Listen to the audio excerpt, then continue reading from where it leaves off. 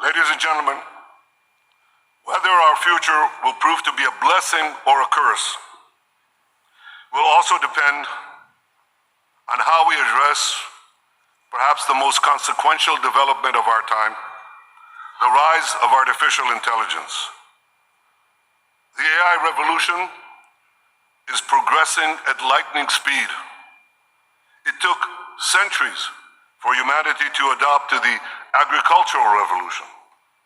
It took decades to adapt to the industrial revolution. We may have but a few years to adapt to the AI revolution. The perils are great, and they are before us. The disruption of democracy, the manipulation of minds, the decimation of jobs, the proliferation of crime, and the hacking of all the systems that facilitate modern life. Yet even more disturbing is the potential eruption of AI-driven wars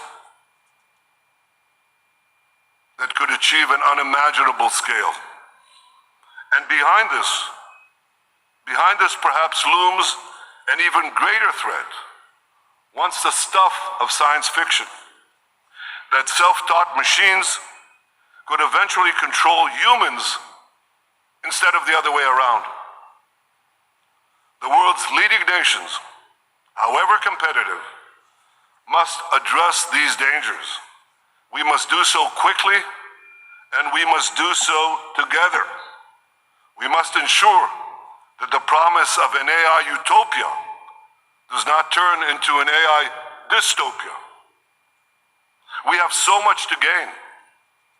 Imagine the blessings of finally cracking the genetic code, extending human life by decades, and dramatically reducing the ravages of old age. Imagine healthcare tailored to each individual's genetic composition and predictive medicine that prevents diseases long before they occur. Imagine robots helping to care for the elderly. Imagine the end of traffic jams with self-driving vehicles on the ground, below the ground, and in the air. Imagine personalized education that cultivates each person's full potential throughout their lifetime. Imagine a world with boundless clean energy and natural resources for all nations. Imagine precision agriculture and automated factories that yield food and goods in an abundance that ends hunger and want. I know this sounds like a John Lennon song, but it could all happen. Imagine that we could achieve the end of scarcity, something that eluded humanity for all history. It's all within our reach. And here's something else within our reach. With AI, we can explore the heavens as never before and extend humanity beyond our blue planet. For good or bad, the developments of AI will be spearheaded by a handful of nations, and my country, Israel, is already among them. Just as Israel's technological revolution provided the world with breathtaking innovations, I'm confident that AI developed by Israel will once again help all humanity. I call upon world leaders to come together to shape the great changes before us, but to do so in a responsible and ethical way. Our goal must be to ensure that AI brings more freedom and not less, prevents wars instead of starting them, and ensures that people live longer, healthier, more productive, and peaceful lives. It's within our reach.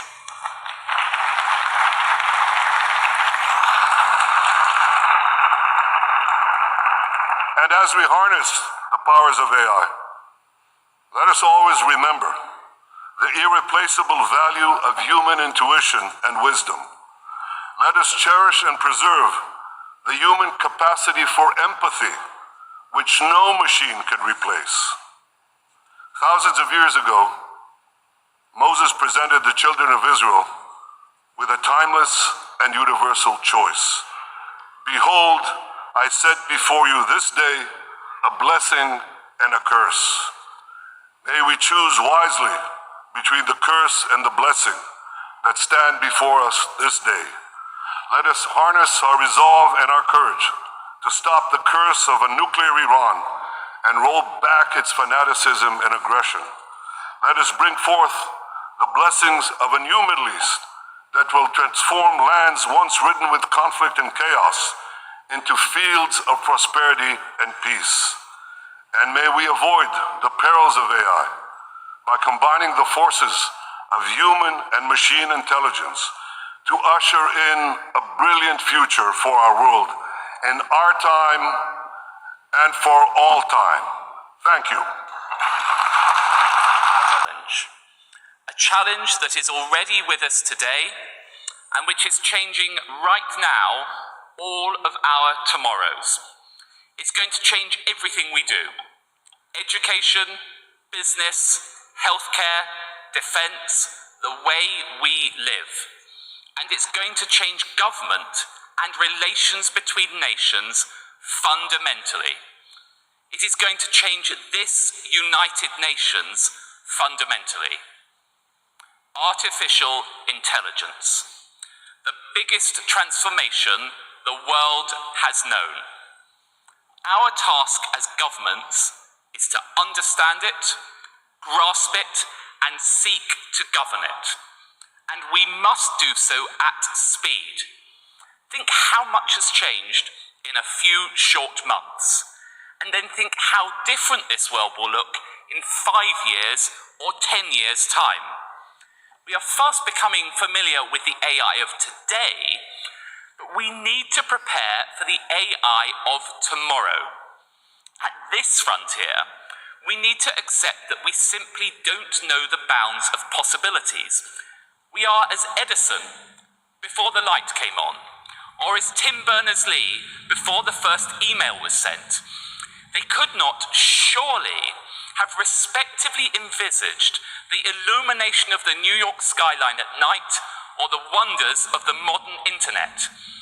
But they suspected the transformative power of their inventions. Frontier AI, with the capacity to process the entirety of human knowledge in seconds, has the potential not just to transform our lives, but to reimagine our understanding of science. If, like me, you believe that humans are on the path to decoding the mysteries of the smallest particles or the farthest reaches of our universe, if you think that the Millennium Prize problems are ultimately solvable, or that we will eventually fully understand viruses, then you will surely agree that by adding to the sum total of our intelligence at potentially dizzying scales, frontier AI will unlock at least some of those answers on an expedited timetable in our lifetimes. Because in AI time, years are days, even hours. The frontier is not as far away as we might assume. Now that brings with it great opportunities. The AI models being developed today could deliver the energy efficiency needed to beat climate change, stimulate crop yields required to feed the world, detect signs of chronic diseases or pandemics, better manage supply chains so that everyone has access to the materials and goods they need, and enhance productivity in both businesses and governments. In fact, every single challenge discussed at this year's General Assembly and more could be improved or indeed even solved by AI. Perhaps the most exciting thing is that AI can be a democratizing tool open to everyone. Just as we have seen digital adoption sweep across the developing world, AI has the potential to empower millions of people in every part of our planet, giving everyone, wherever they are, the ability to be part of this revolution. AI can and should be a tool for all. Yet any technology that can be used by all can also be used for ill.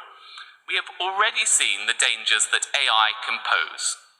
Teens hacking individuals' bank details, terrorists targeting government systems, cyber criminals duping voters with deep fakes and bots, even states suppressing their peoples.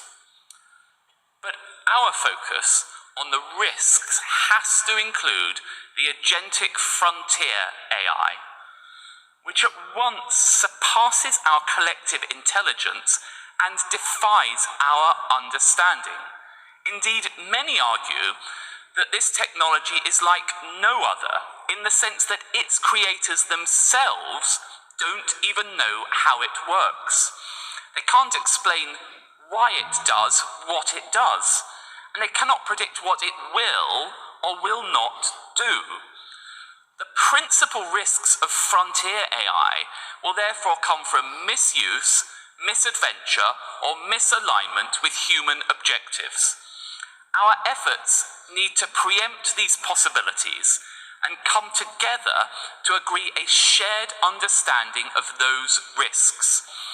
This is what the AI Summit that the United Kingdom is hosting in November will seek to achieve. Despite the entreaties we saw from some experts earlier in the year, I do not believe we can hold back the tide. There is no future in which this technology does not develop at an extraordinary pace.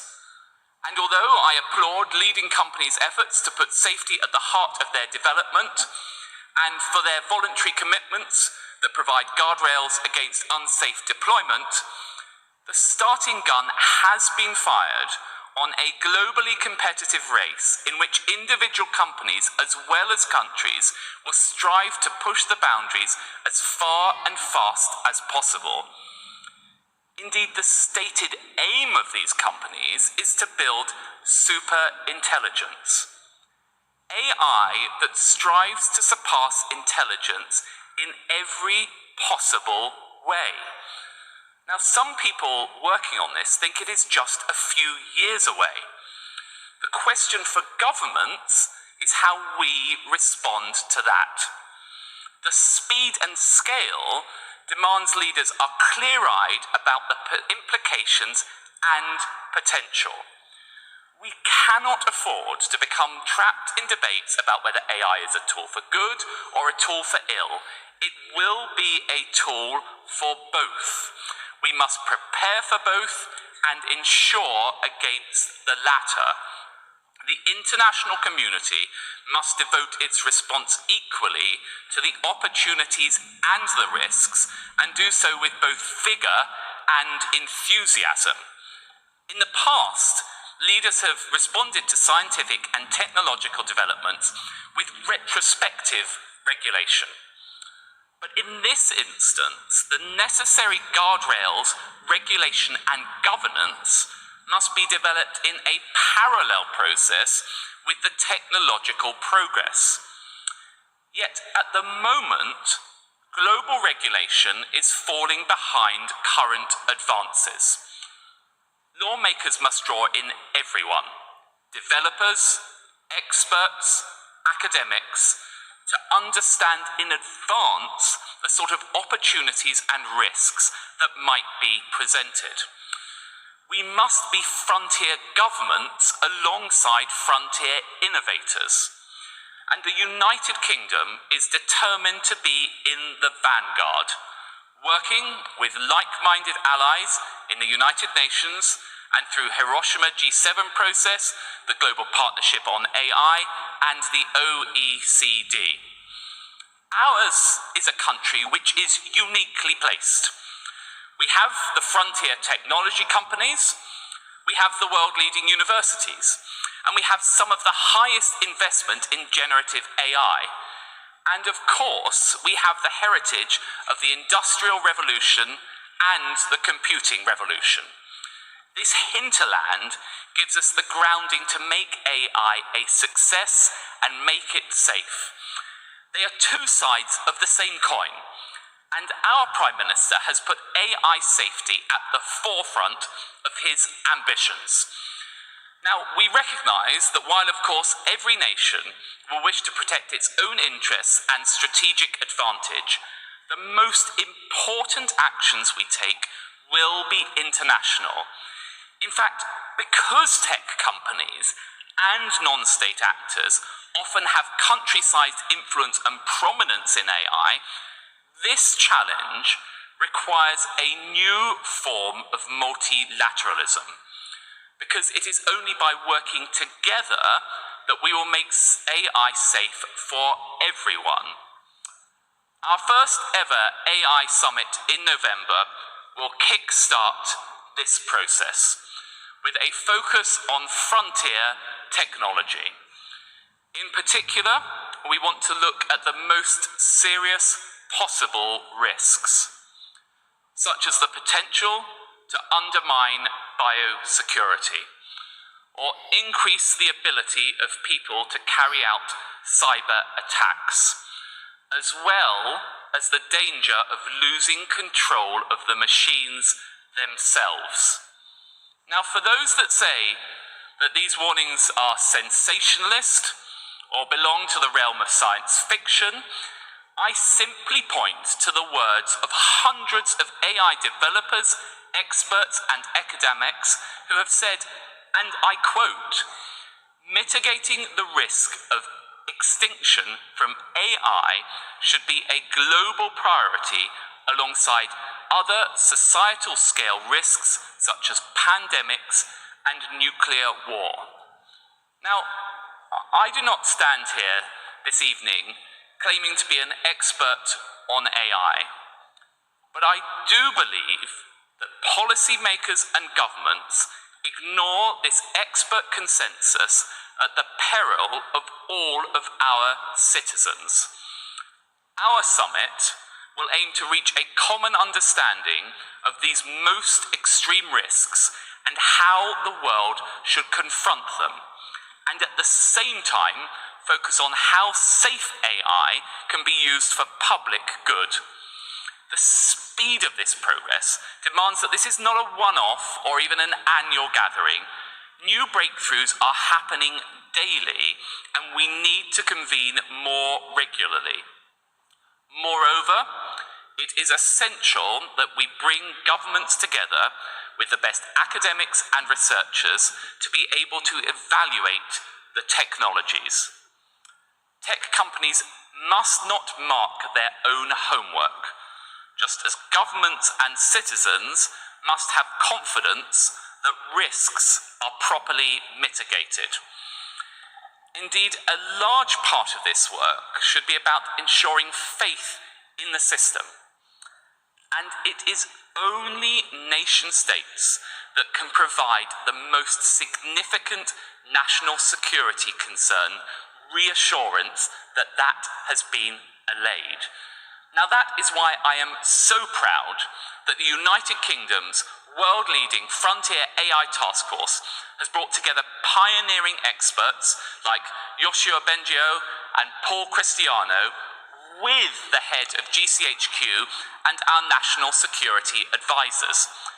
It is the first body of its kind in the developing world that is developing, and the developed world that is developing the capacity to conduct the safe external red teaming that will be critical to building confidence in frontier models. And our ambition is for the task force to evolve to become a permanent institutional structure with an international offer. Building this capacity in liberal democratic countries is important. Many world-beating technologies were developed in nations where expression flows openly and ideas are exchanged freely. A culture of rules and transparency is essential to creativity and innovation, and it is just as essential to making AI safe. So that, ladies and gentlemen, is the task that confronts us. It is, in its speed and its scale and its potential, unlike anything we or our predecessors have known before. Exciting, daunting, inexorable. So we must work alongside its peers to understand it, to govern it, to harness its potential and to contain its risks. We will have to be pioneers too. We may not know where the risks lie, how we might contain them, or even the fora in which we must determine them. What we do know, however, is that the most powerful action will come when nations work together. The AI revolution will be a bracing test for the multilateral system to show that it can work together on a question that will define the fate of humanity. Our future, humanity's future, our entire planet's future depends on our ability to do so. That is our challenge, and this is our opportunity to be truly the United Nations. Thank you. Ladies and gentlemen, 1 week ago, I stood before you, your heads of state and government, your ministers and representatives, and I spoke of the need to unite the nations. I made a call to action for all states to find within themselves the will to act together in solidarity. I am encouraged by the progress I have seen over this past week. 136 heads of state and government, as well as 40 ministers, spoke at this rostrum, a record in recent times. Hundreds of voices of civil society and public and private stakeholders were heard at headquarters. There were only 20 women leaders who spoke during the general debate, down from 23 last year. During High-Level Week, I had the privilege of reconvening the platform of women leaders, following in the footsteps of my predecessors. I spoke to many leaders of the need to recognize that women's voices, aspirations, and rights matter at every level, from the grassroots to the global stage. And it begins with investing in education, particularly for girls. Let us be resolute in our commitment to inclusivity and to ensure that no woman, no man, indeed no one, is ever left behind. Excellencies, the General Assembly held 7 high-level meetings, and we delivered no less than 4 major political declarations covering universal health care, work to end tuberculosis, pandemic prevention and preparedness and response, and the need to urgently and ambitiously scale up sustainable development progress. The last mentioned declaration, a result of the SDG Summit, is a particularly remarkable win. It is recognition of the promise we made in 2015 to drive sustainable development, as well as a commitment to push harder and close the gaps. This speaks to the continued relevance of the General Assembly and the commitment by the United Nations to deliver peace, prosperity, progress, and sustainability to the peoples of our world. These developments are a welcome reminder that the United Nations remains focused on the collective challenges of our time. But declarations in and of themselves are not enough. We need to maintain this momentum and to build on it with concrete, tangible actions. On this point, I commend the Member States for their active involvement in the high-level dialogue on financing for development, as well as discussions around the urgent need for reform of the international financial architecture. We cannot rest until there is accessibility, equity, and justice in development finance. This is the key to accelerating progress on the SDGs. Excellencies, of the topics raised during the high-level week, few were as frequent, consistent, or as charged as that of the Ukraine war. The international community is clear that political independence, sovereignty, and territorial integrity must be respected and violence must end. These are calls grounded in the UN Charter. That this war is being perpetrated by a permanent member of the Security Council is unconscionable. That it has rekindled decades-old fear of the use of nuclear weapons is unthinkable.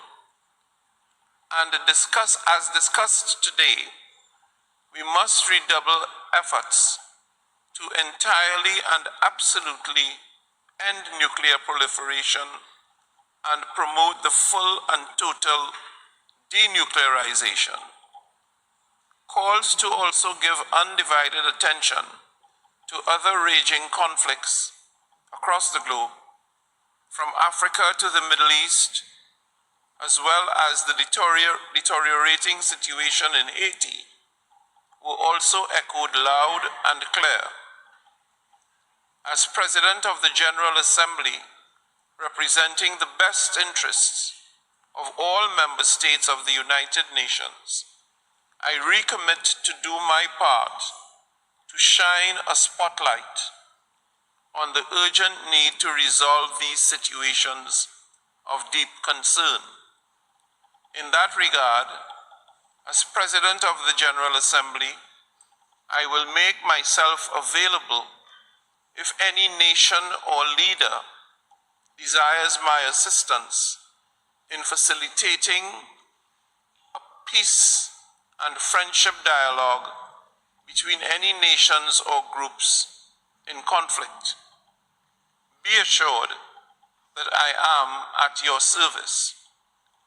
Excellencies, one call resonated across the General Assembly Hall this week. Our planet is under siege, with the intensifying effects of climate change becoming increasingly evident. We see this in the extreme weather events, rising sea levels, pollution and biodiversity loss that are becoming more prevalent and more destructive by the day. Embracing climate actions means safeguarding the Earth's natural resources, preserving biodiversity, and ensuring equitable access to clean air and water for all. It means looking closely at our own carbon footprints. It means assisting vulnerable communities in building resilience. It means moving beyond GDP to a metric that captures a country's true vulnerability to shocks. Tackling these questions is a moral imperative, a scientific imperative, and a social imperative. I urge the member states to approach the COP28 climate conference in a spirit of unity and solidarity and deliver a transformative, bold plan of action. And I welcome the recent summit of the Pacific Island leaders with President Biden, which builds on recent high-level events I co-hosted on climate mobility and sea level rise. The United Nations must, as a matter of principle and of responsibility, safeguard the inalienability of the affected country's sovereignty and statehood amidst the climate crisis.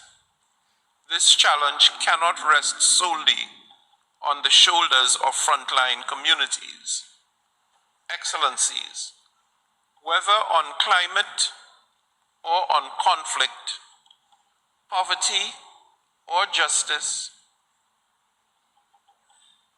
or peace, or strong institutions, these are not just global calls. They are existential calls.